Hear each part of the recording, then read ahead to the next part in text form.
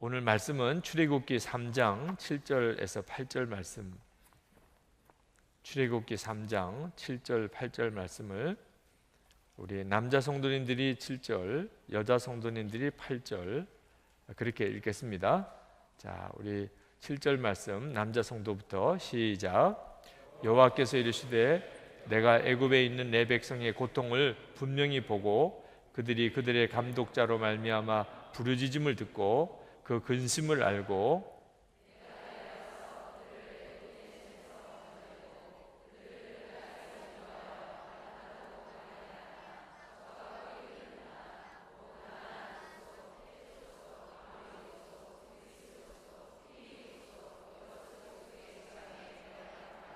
아멘. 아멘. 하나님 말씀입니다. 네.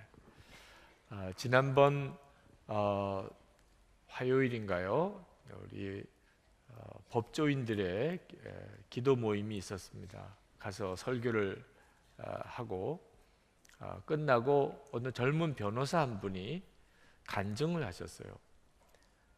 이분이 간증하면서 자기가 이 의뢰인들을 통하여 은혜를 받고 있다 하는 이야기를 하시면서 자기가 맡고 있는 이 소송 의뢰인이 이집트 분 한 분, 난민 신청을 하신 이집트 분 한 분이 있고 또 한 분이 노인정에 있는 노인분들, 그분들이 소송할 문제가 있어서 그분들을 대리해서 소송을 하고 있는데 이 두 경우가 공통점이 세 가지가 있대요. 하나는 돈이 별로 안 되는 소송이라는, 또 하나는 말이 안 통하는 분들이라는, 또 하나는 그런데 말이 너무 많은 분들이라는, 이 세 가지가 공통점이래요.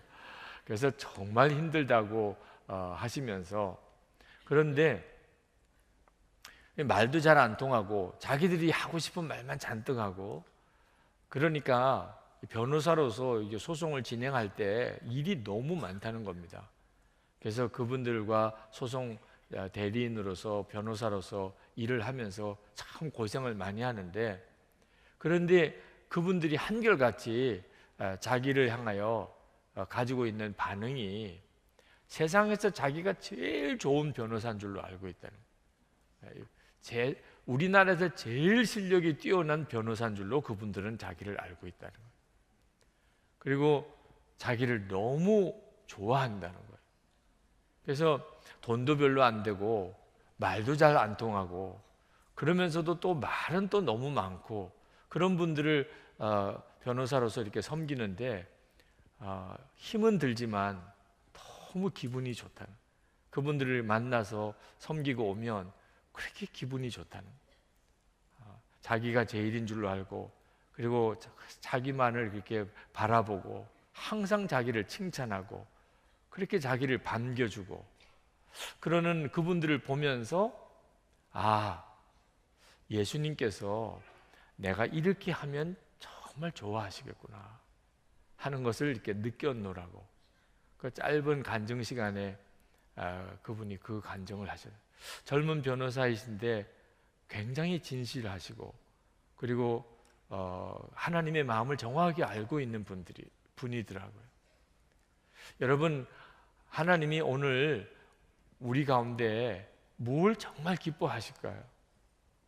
이 변호사가 느낀 게 옳다고 저는 생각합니다.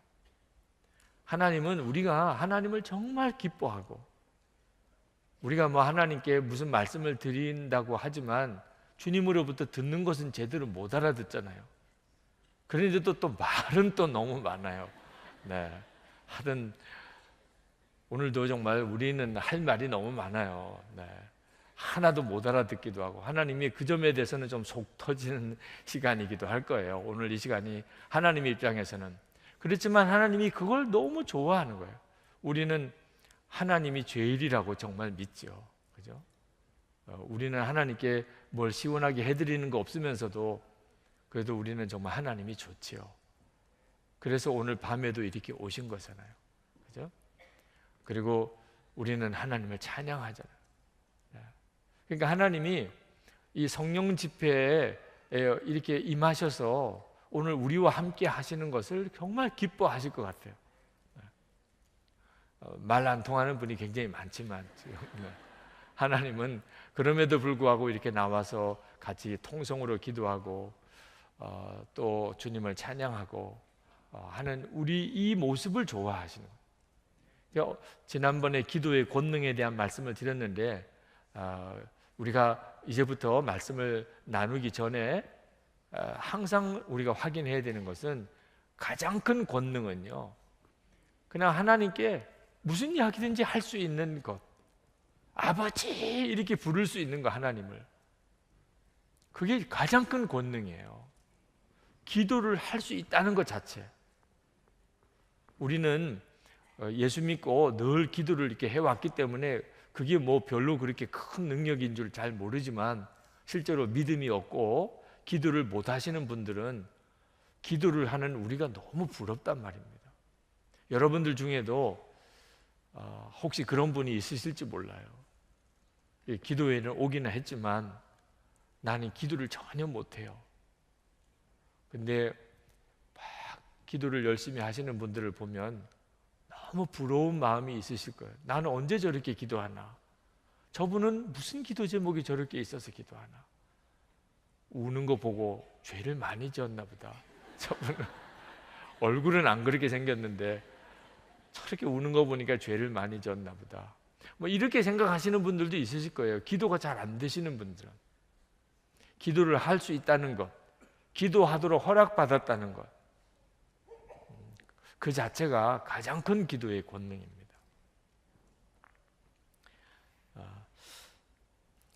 그렇다고 해서 기도가 늘 즐거운 일만은 아니에요.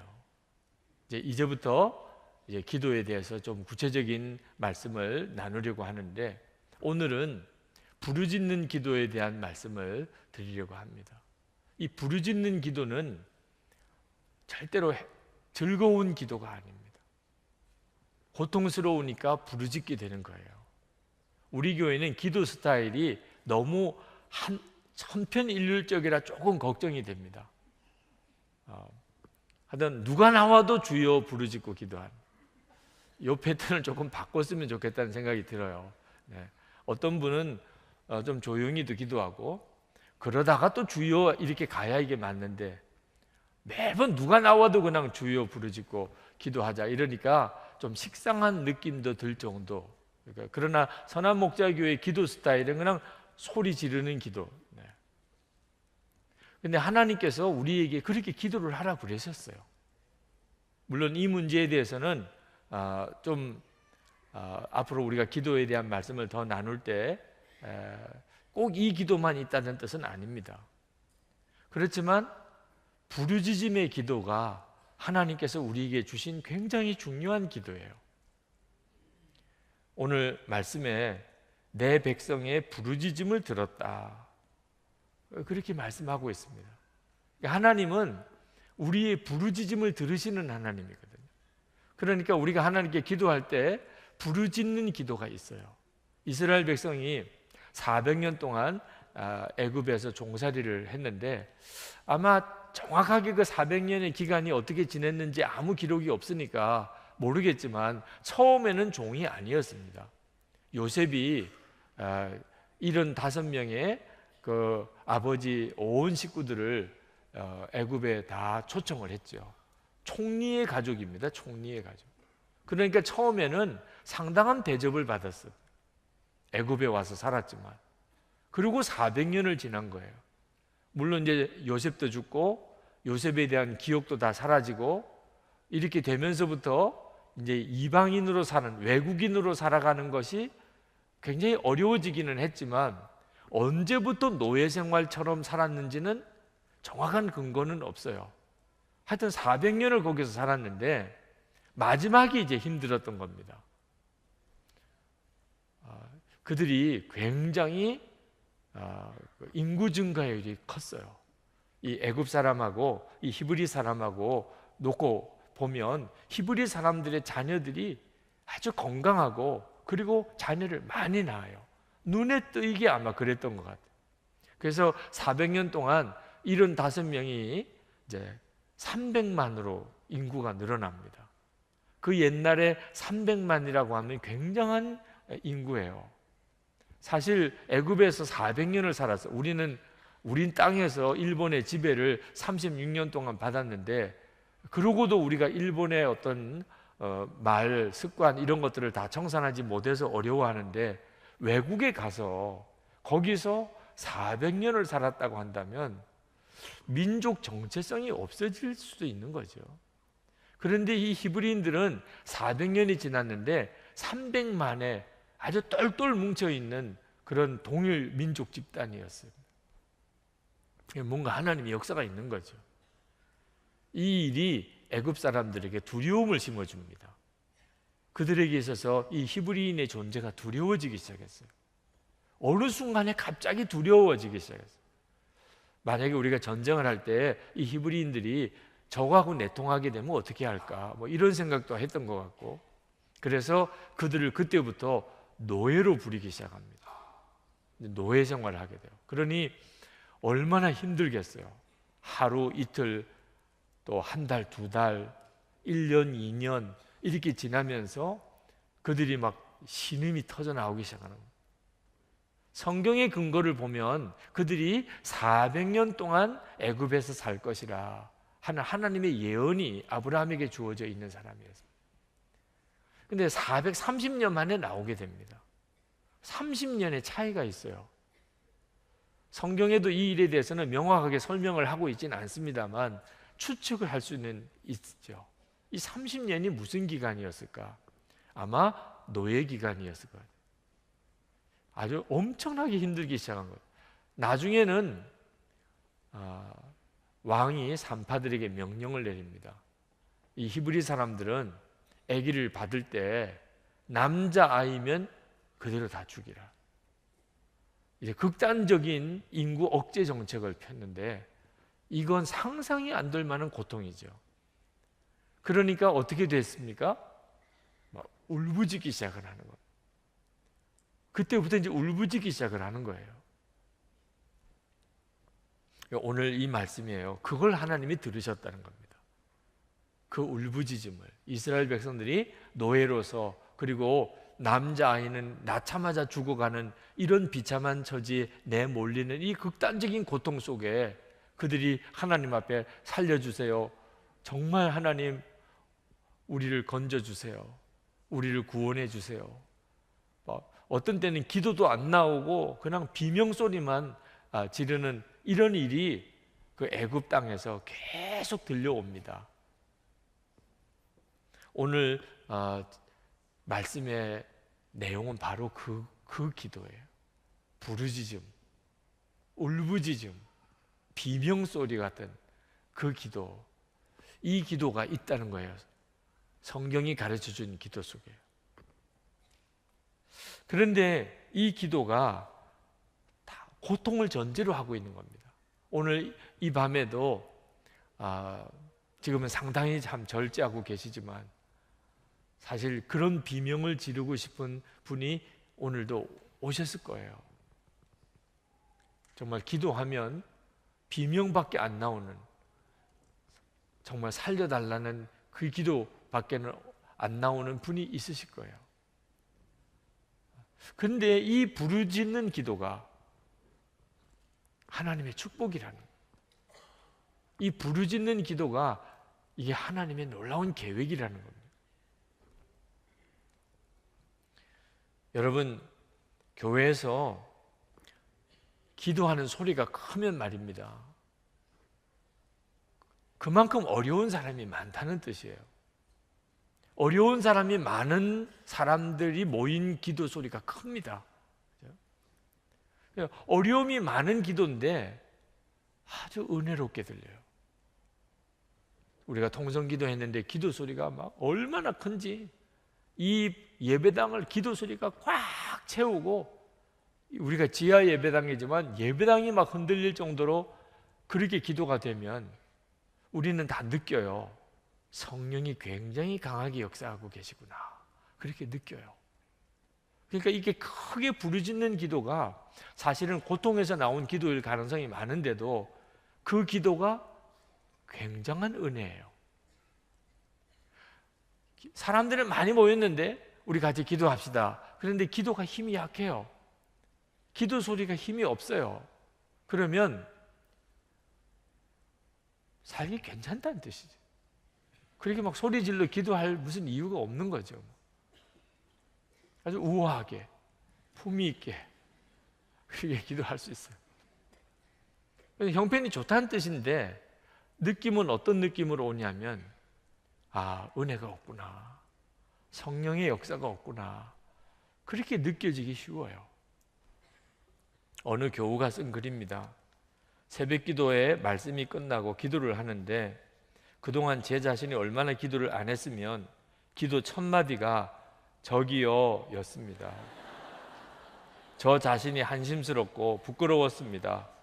옆에 지나가는 사람한테 말 거는 것도 아니고 저기요가 뭡니까?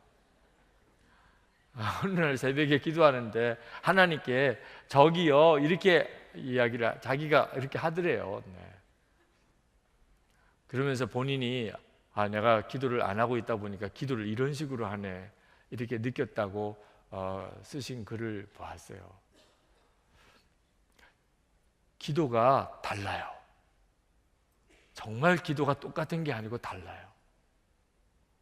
이 속에서부터 부르짖는 기도가 고통에서부터 나온 기도일 가능성이 많지만 그게 그냥 나오는 기도가 아닙니다. 거기에 하나님의 역사가 있어요. 예레미야 33장 3절에 너는 내게 부르짖으라 내가 내게 응답하겠고 내가 알지 못하는 크고 비밀한 일을 내게 보이리라. 그러니까 하나님의 역사에는 부르짖는 기도가 있어요. 그리고 필요해요. 반드시 필요해요. 우리가 하나님께 기도의 능력을 받으면 우리 속에서 부르짖는 기도가 튀어나와요. 그래서 여러분이 만약에 하나님 앞에 부르짖는 기도가 된다면 지금 처지는 힘들지만 은혜를 받고 있는 거예요. 기도의 힘을 받고 있는 겁니다. 제가 타지키스탄 두산베에 집회를 갔었을 때 거기에서 그 선교사님이 세운 교회를 며칠 동안 같이 집회도 하고 기도도 했었는데 그 두산베에 있는 교회가 폭탄 테러가 일어난 교회입니다. 예배 드리는데 그 이슬람 신학생들이 3명이서 폭탄을 가지고 그 기독교인들이 예배 드리는 교회에 왔어요. 그 한 600명 정도 모이는 이슬람권 안에서는 굉장히 큰 교회입니다. 선교사님이 열정적으로 전도하고 해서 굉장히 교회가 부흥되고 있는 바로 그때예요. 이슬람 신학생들이 이 교회를 무너뜨리려고 그들이 예배드리기 전에 마치 이제 교인처럼 가방을 들고 거기에는 폭탄을 가지고 들어와서 그 예배당 한복판에 가방을 시한폭탄 장치를 해놓고 그 다음에 폭탄 하나는 입구에 두고 또 하나는 계단 밑에다가 폭탄 터지면 사람들이 입구로 몰리잖아요. 그때 또 하나 터지고 그리고 계단으로 막 몰려 내려갈 때 또 터지고 100여 명의 사상자가 나는 끔찍한 폭탄 테러가 일어난 교회예요. 그 교회에 성도들을 좀 위로해 주시는 집회를 해달라 그런 요청을 받고 갔었어요. 가서 그 교회에서 집회를 하는데 굉장히 기도를 많이 해요. 이슬람권이기 때문에 더 그런 것 같아요. 성도들도 기도를 엄청나게 해요. 하루에 3번 기도 시간을 정해놓고 전 교인들이 모여서 기도하는데 오전 8시 반, 또 12시, 또 저녁 5시 3번 교회 와서 누가 기도에 인도를 하는 게 아닙니다. 그냥 시간 정해놓고 사람들이 막 몰려와요. 그러면 예배당이 카펫처럼 이렇게 쫙 깔려져 있는 큰 예배당 공간에 자유롭게 그냥 앉아서 그렇게 그냥 기도를 시작하는 겁니다. 제가 그 시간에 같이 기도를 하러 무릎을 꿇었는데 저는 그렇게 쉽게 기도의 깊은 자리로 들어가 본 경험이 별로 없어요. 근데 뭐 찬송을 누가 인도한 것도 아니고 기도회를 인도하는 것도 아닌데 그냥 그 자리에 앉았는데 그렇게 기도로 깊이 들어가요. 그 예배당을 꽉 채워서 성도들이 하루에 3번 그냥 기도하러 교회에 오는 겁니다. 거기는 설교도 없어요. 그냥 무릎을 꿇고 말씀 보면서 스스로 기도하는 거예요. 그 강력한 기도가 그 핍박당하는 그 상황에서 그 교회를 이끌어가고 있더라. 경찰들이 교회 입구에서 예배당 들어가는 사람들을 붙잡아가지고 끌고 가서 고문을 합니다. 예수 안 믿겠다고 그러면 풀어주는 거예요. 그런데 그렇게 맞으면서도 예수 안 믿겠다는 말을 안 해요. 그 경찰서에서 풀려 나오면 그냥 사람이 거의 그냥 들것에 실려 나와야 될 정도로 하면서도 예수 안 믿겠다는 말을 안 해요. 그러니까 그 지역에 있는 경찰이 이 사람들은 진짜 예수 믿는 사람들이다 라고 인정할 정도로 그렇게 굉장히 강력한 교인들이더라.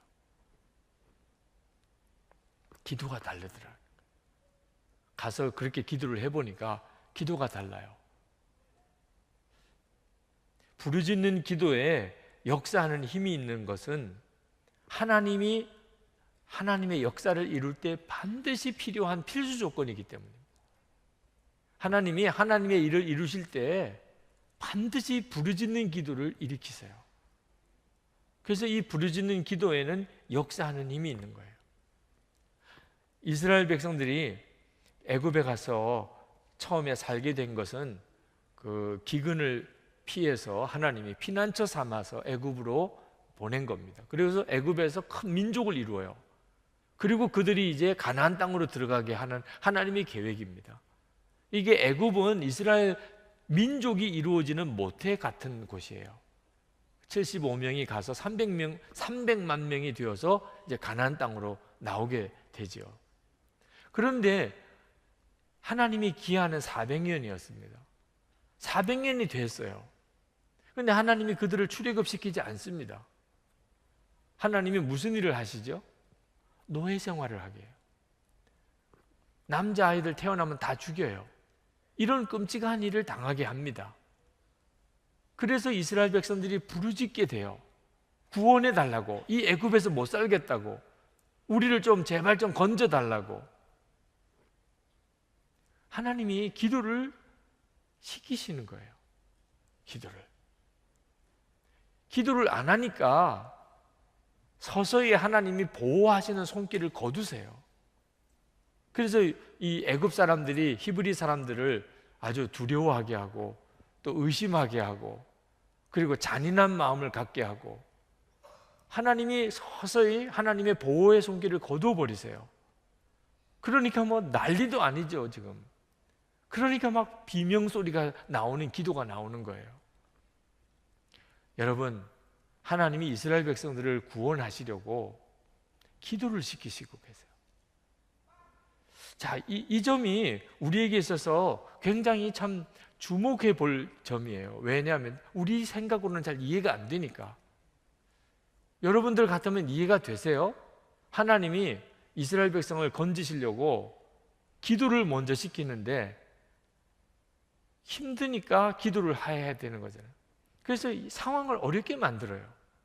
그래서 부르짖게 만들어요. 왜 하나님이 이렇게 복잡한 방법을 쓰시죠? 그냥 구원해 내시면 되잖아요. 여러분 같으면 400년 동안 자리 잡은 애굽에서 아마 히브리인들이 이런저런 아마 장사도 하고 뭐 땅도 사고 거기서 아마 터도 닦고 그들이 광야로 나갈 마음이 있었을까요?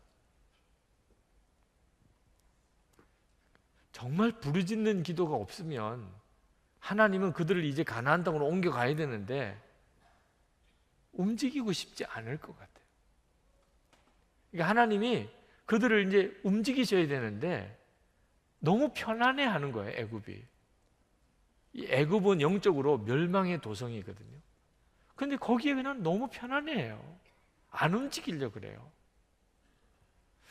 우리들도 똑같습니다. 하나님이 우리를 정말 축복의 자리로 옮겨가려고 하셔도 깨닫지 못하는 많은 사람들은 귀찮다, 힘들다, 부담된다 그렇게 될 수 있잖아요.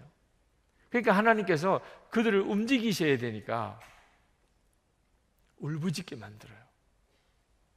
구원을 해달라고.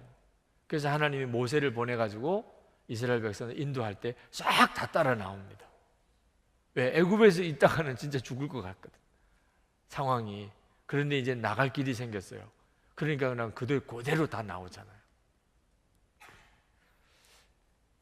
또 하나가, 하나님이 어떤 일을 이루신 것이 그게 하나님이 하신 것이구나 하는 것을 우리로 알게 하려고 하나님은 항상 하나님이 역사하시기 전에 먼저 기도를 시키세요. 기도를 시키지 않고 되어지는 일은 하나님이 하셨다고 인정을 안 하는 거예요. 하나님이 만약에 나에게 돈을 많이 벌게 해주셨어요. 그럼 우리는 이것도 다 하나님의 축복이라 이렇게 말은 하겠지만 진심으로 내 마음속에 이건 하나님이 나에게 주신 거야 이렇게 생각 안 합니다. 내가 돈 버는 재주가 있나 보다 이렇게 생각하죠. 그런데 만약에 정말 하나님 앞에 울부짖으면서 기도를 했어요. 그 다음에 하나님이 내 사업을 크게 역사하셔서 내가 많은 돈을 벌었어요. 그러면 이건 하나님이 하셨구나. 그전에는 그렇게 돈이 안 벌리던데 하나님께서 나를 그렇게 기도시키시더니 그리고 이렇게 역사하시네. 하나님이 하셨구나. 여러분 건강 회복할 때도, 또 여러분이 어떤 잘 안 되던 일이 어떤 일이 성사가 될 때도 우리 교회가 이 예배당을 짓는 과정에서 엄청난 기도를 하나님이 시키셨거든. 그래서 이 선한목자교회 예배당 건축과 부흥은 누가 한 거죠? 하나님이 하신 거죠. 그건 이 과정을 다 겪어본 사람은 다 그렇게밖에 고백할 수밖에 없어요. 엄청 기도를 시키셨거든요. 우리가 생각할 때는 안 되는 건가 이렇게 생각이 들 정도로, 우리가 여기서 이렇게 무너지는 건가 이런 생각이 들 정도로 엄청 기도를 시키셨어요. 그 눈물을 저도 보았어요. 우리 장로님들, 성도들 그 눈물을, 지금 이 예배당 인테리어 해놓은 이것을 다 벗겨보면 거기에 콘크리트 벽에 빼곡히 기도 제목들을 이렇게 썼어요. 제가 처음에 이 예배당 이 큰 동굴 같은 곳에 내려왔을 때 가장 충격을 받고 인상 깊은 것이 그 벽에다 이렇게 기도 제목들을 빼곡히 써놓은 거예요. 이 자리는 비닐하우스를 쳐놓고 여기 철회하면서 24시간 기도하는 자리예요. 왜 그렇게 하시죠? 이건 하나님이 하셨다는 것에 대한 분명한 믿음을 주시려고. 그래서 하나님이 어떤 일을 하시기 전에 먼저 기도를 시키세요. 기도를. 이스라엘 백성들이 하나님의 계획에 의해서 이제는 출애굽을 해야 되는데 하나님이 이제 나와라, 가나안 땅으로 가자. 그러면 하나님만 가세요. 그렇게 된다니까요. 우리 여기 다 터 닦았어요. 여기서 우리 잘 살고 싶어요. 그 애굽은 농사 짓기도 좋고 세계 문명지예요. 당대 최고의 문명지입니다. 그런데 거기를 버리고 떠난다, 이건 말이 안 되죠. 그래서 하나님이 고통을 주기 시작합니다.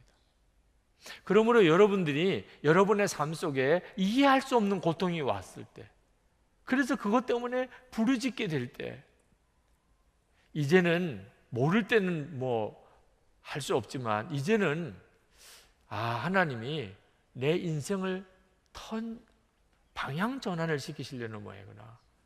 그냥 편안하면은 안 움직이니까 방향 전환을 시키시는 모양이구나 라고 생각해 볼 필요가 있어요. 시골집에서 불이 나면 외양간에 소가 절대로 바깥으로 안 나옵니다. 불안하니까 자기 외양간에 그냥 있으려고 그래요. 주인이 보면 기가 막힌 거죠. 거기서 불타 죽는 건데. 그럴 때 이 소를 끄집어내려면 방법이 딱 하나 있어요. 여물통을 뒤집어 엎어버려요. 소가 자기 여물통이 뒤집어 엎어버렸어요. 그러면 이 소가 여긴 소망이 없네. 내 밥통이 뒤집어져 버렸어. 아이고 이제 여기 있어봐야 뭐 먹을 것도 없네. 그리고는 순순히 끌려 나온다는 거예요. 그러니까 이 주인이 이 외양간에서 꿈쩍을 안 하고 거기서 그냥 진짜 불에 타서 죽을 지경이 되는 이 소 끌어내려면 할 수 없이 여물통 뒤집어 버려야 돼요. 그래야 마음 정리가 그냥 금방 되어버려서 나오는 거죠. 여러분도 여러분의 삶 속에 몇 번 여물통 뒤집히는 사건이 있었을 거예요. 하나님이 나 죽이려고 그러시나? 나 하나님 믿고 그렇게 신앙생활 잘해보려고 그러는데 이 세상에 왜 이런 일이 벌어지지? 그럴 때 여러분 정신 차려서 분별해야 됩니다. 스스로 알아서 움직일 수 없으니까 하나님이 나를 이끄시려고 그런 상황을 만드시는 거예요.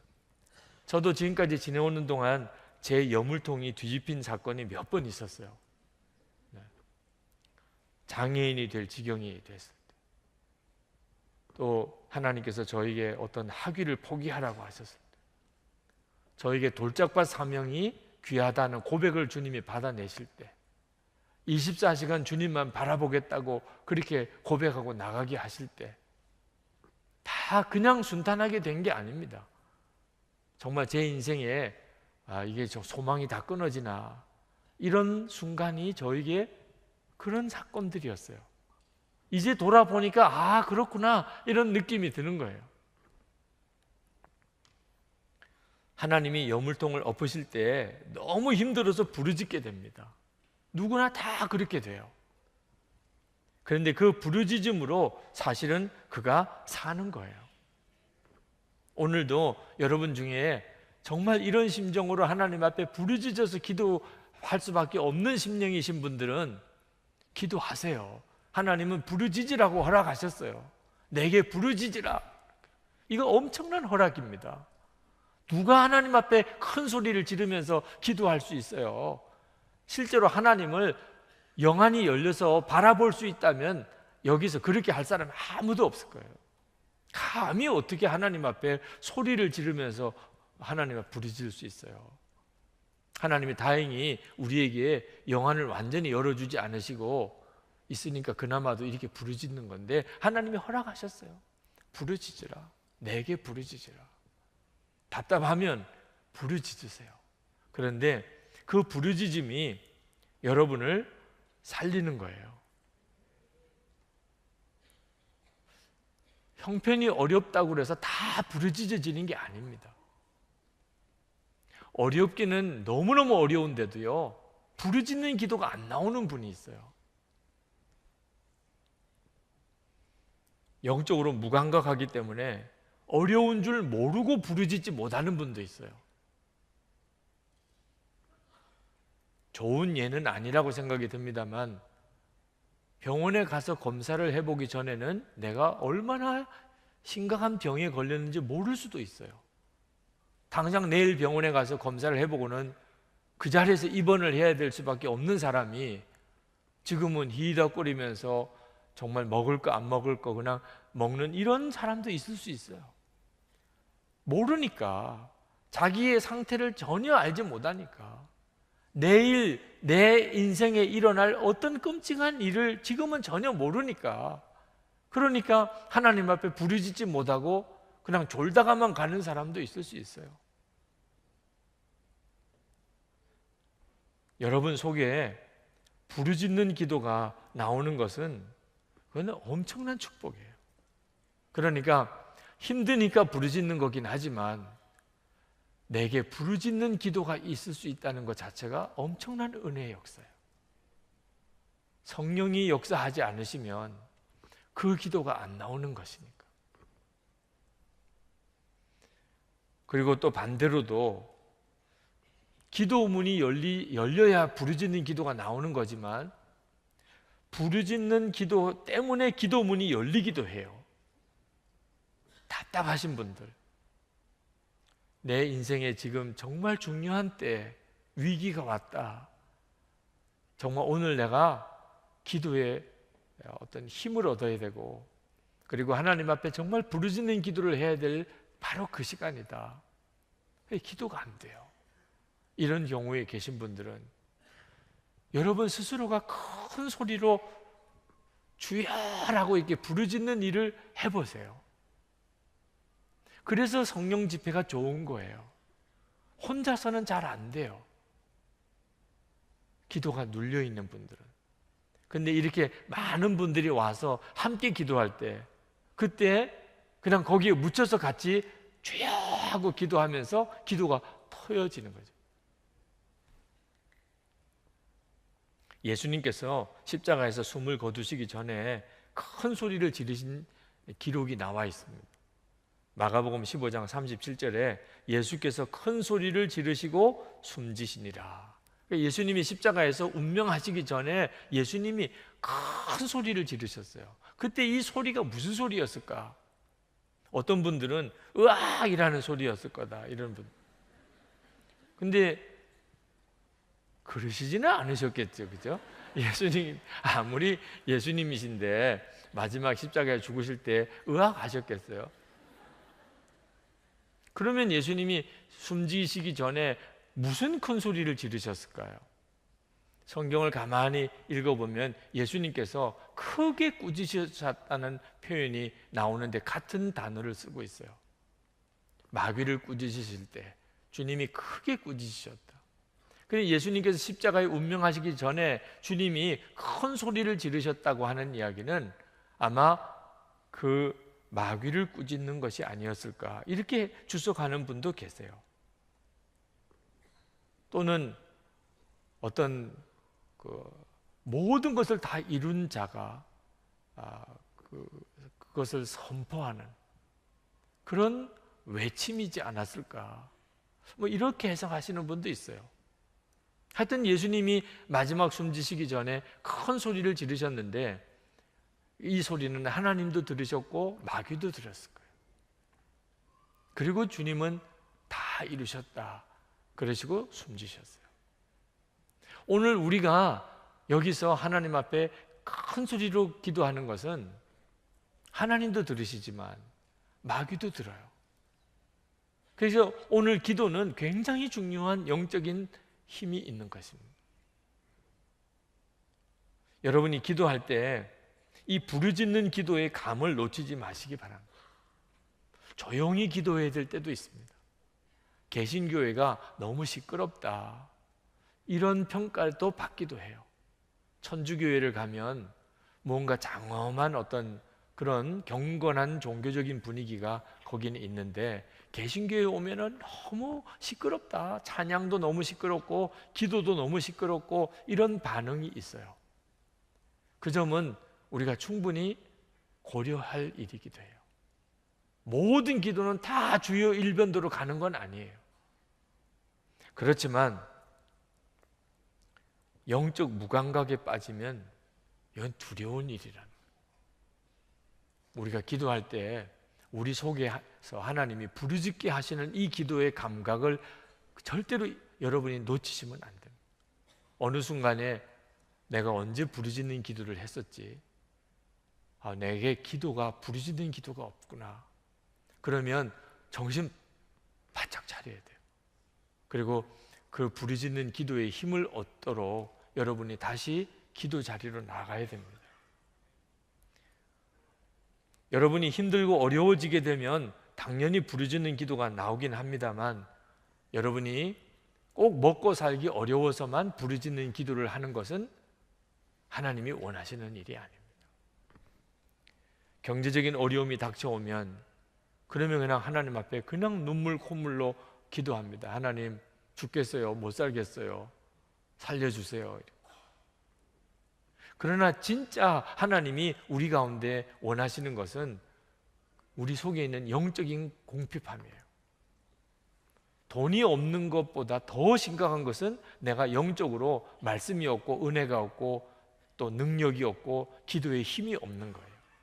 그런데 내가 영적으로 궁핍해지는 것은 전혀 감각이 없고, 돈 없는 것만 심각하게 느끼는 것은 하나님께서 기도를 통해서 우리에게 회복시키고 싶으신 거예요. 이스라엘 백성들은 지금 자기들이 당장 겪는 고생 때문에 울부짖었죠. 근데 사실은 진짜 중요한 것은 그들은 지금 애굽에서 나와서 가나안 땅으로 들어가야 되는 문제에 있었어요. 우리가 육신적으로 느끼는 어려움과 실제로 영적으로 하나님이 우리에게 이루시려는 것은 꼭 같은 것은 아닙니다. 오늘 이 시간에 여러분들이 그냥 저절로 부르짖게 되는 그 기도가 하나님의 계획이 다가 아닐 때가 있어요. 진짜 하나님이 여러분에게 원하시는 것은 전혀 다른 것에 있을 수 있어요. 그건 오늘 기도하는 중에 주님이 이루실 거예요. 부르짖고 기도하는 중에 전혀 다른 것에 대한 하나님의 응답을 받고 말씀을 듣고 해결함을 받는 역사가 일어나는 거죠. 예수님께서 40일 금식 기도를 하셨는데 얼마나 간절하셨으면 40일 기도를 하셨어요. 그 40일 기도를 하고 난 다음 결과가 뭡니까? 이제 십자가의 길을 가기 시작한 거예요. 공생애를 시작한 거예요. 예수님의 고난의 길을 이제 시작한 겁니다. 예수님이 겟세마네 동산에서 밤새도록 그렇게 울면서 기도하셨는데 얼마나 간절히 기도했냐면 땀방울이 핏방울이 되도록 그렇게 기도하셨어요. 예수님이 그 겟세마네 동산에 기도를 하시고 이제 붙잡혀서 십자가를 지시죠.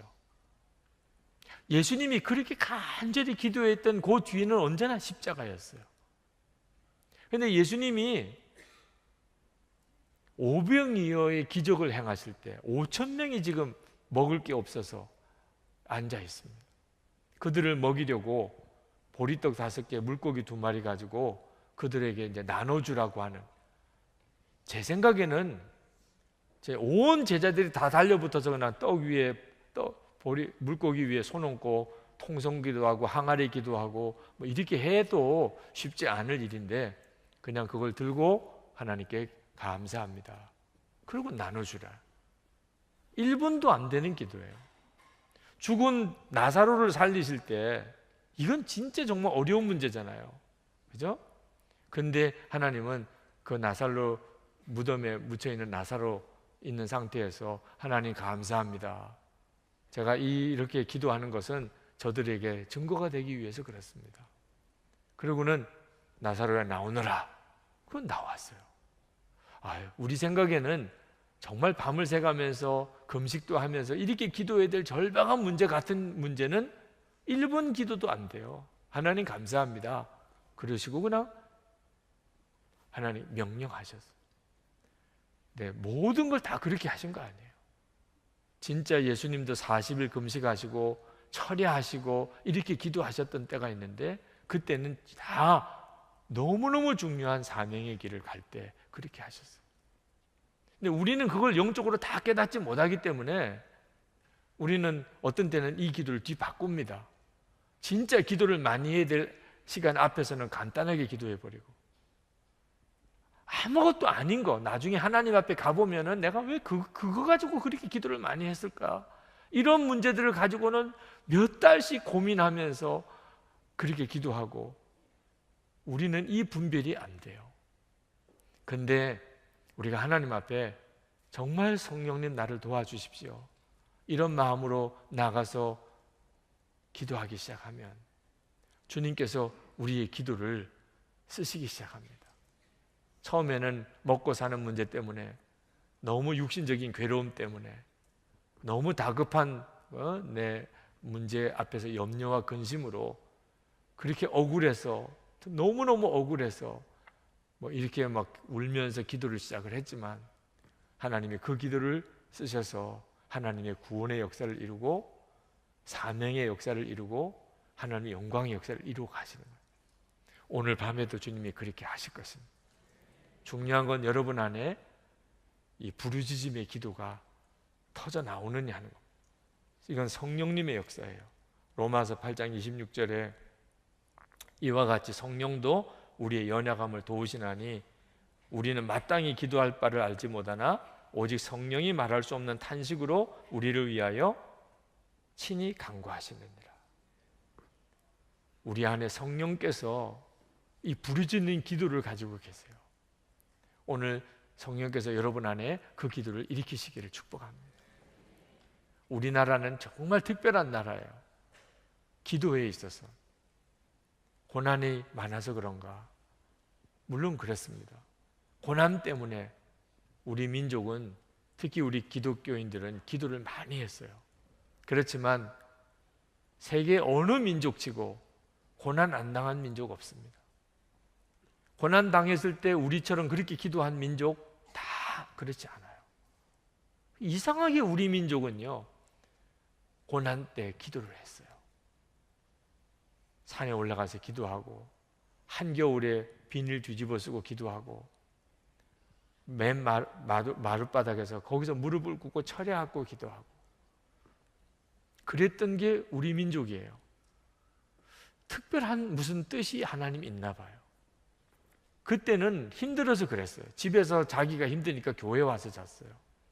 먹을 게 없으니까 금식도 했고, 죽을 것 같으니까 금식하고. 그런데 그 기도가 한국 교회를 완전히 새롭게 만들었어요. 그리고 이 나라의 운명도 바꿨고요. 북한하고 남한하고를 이렇게 비교해 보면 너무나 대조적으로 나오잖아요. 우리는 아주 세련된 기도를 못했고 성숙한 기도도 못했어요. 그런데 부르짖는 기도가 있었어요. 우리는 힘들어서 부르짖었어요. 근데 하나님이 그 기도를 쓰셔서 하나님의 일을 이루셨어요. 그러니까 오늘 여러분이 기도하실 때 여러분 안에 일어나는 하나님의 그 역사를 놓치지 마세요. 붙잡으세요. 그리고 오늘 밤에 주님이 굉장히 강하게 여러분을 만지시고 여러분 속에 있는 부르짖음을 터뜨리실 걸 믿습니다. 처음 기도할 때부터 여러분 오늘 밤에 하나님 제 속에 있는 이 부르짖는 기도를 터뜨려 주십시오. 그래서 하나님 앞에 부르짖으며 기도하면서 오늘 성령께서 나를 완전히 사로잡아 이끄시는 그런 은혜를 제가 받기를 원합니다. 제 기도를 이끄소서. 기도를 분별하게 해주소서. 기도의 부흥이 일어나게 하소서. 기도하시기를 원하는 분들은 강단 위에 올라오셔서, 그리고 오늘 여러분 중에 안수기도를 받기 원하시는 분들, 질병으로 인해서 오늘 특별히 안수기도를 내가 좀 받았으면 좋겠다 하시는 분들도 아랫단으로 오셔서 기도 제목을 쓰는 카드를 가지고 무릎을 꿇고 기도하시면서 거기에 기도 제목을 쓰시고 기도를 하십시오. 나중에 안수기도 하실 때는 서서 받으시겠지만 나오셔서, 안수기도 받으실 분들 아랫단에, 그냥 기도하실 분들은 위에 올려 기도하시겠습니다. 우리 이 찬송 183장 한 번 더 좀 빠르게 부르시고 그리고 우리 같이 기도하겠습니다. 정말 주의 영이 여러분 가운데 임하시기를 축복합니다. 저를 따라 3번 같이 따라 하시고 그리고 통성으로 기도합니다. 주여 기도의 능력을 주옵소서. 주여 기도의 능력을 주옵소서. 주여 기도의 능력을 주옵소서. 주여 기도의 능력을 주옵소서.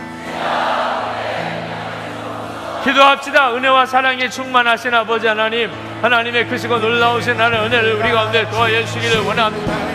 하나님 도우소서. 우리 다시 한번 따라 하시기 바랍니다. 주여 기도의 분별을 주옵소서. 주여 기도의 분별을 주옵소서. 주여 기도의 분별을 주옵소서. 주여 기도의 분별을 주옵소서. 주여 기도의 분별을 주옵소서. 다 같이 기도합시다. 은혜와 사랑에 충만하신 하나님, 놀라우신 하나님의 은혜를 도와여 주시기 원합니다. 하나님의 교회가 하나님을 도와여 주시기 원합니다.